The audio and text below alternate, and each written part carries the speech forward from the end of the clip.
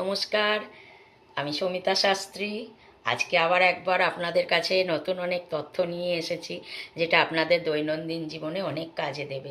সেরকমই একটা তথ্য হচ্ছে যে আপনারা যাদের বাড়িতে দেখা যায় কারোর একটা রোগ হয়েছে, কিন্তু রোগটা সারতেই চাইছে না, ডাক্তার দেখাচ্ছেন, বদ্যি দেখাচ্ছেন, অনেক ওষুধপত্র সেও খাচ্ছে, চেষ্টা করছেন, কিন্তু রোগটা সারছে না। কিছুটা সারলো, আবার বেড়ে গেল, আবার কিছুটা সারলো, মানে একটানা চলছে এরম রোগ।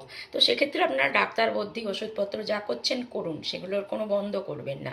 তার সঙ্গে আপনারা এটা করবেন, সেই রোগীর ঘরে প্রতিদিন কর্পূর জ্বালুন, কর্পূরের আরতি দিন। মানে ঘরটা যাতে কর্পূরের গন্ধে মৌ মৌ করে। প্রত্যেক দিন সন্ধেবেলায় করে, সকালবেলায় করে কর্পূরের আরতি করুন তার ঘরে। বিশেষ করে তার রোগীর ঘরেতে আপনারা কর্পূরের আরতি করুন আর ভগবানের কাছে প্রার্থনা করুন। মানে কর্পূরের গন্ধে ওই নেগেটিভিটি, যে জার্মের জন্য তার রোগটা রয়েছে না, মেনলি সেই জার্মটা নষ্ট হয়ে যায় প্রতিদিন যদি আপনারা কর্পূর জ্বালতে পারেন। তো আপনারা এটা করে দেখুন, দেখুন আপনারা অনেক উপকার পাবেন। ভালো থাকুন, সুস্থ থাকুন।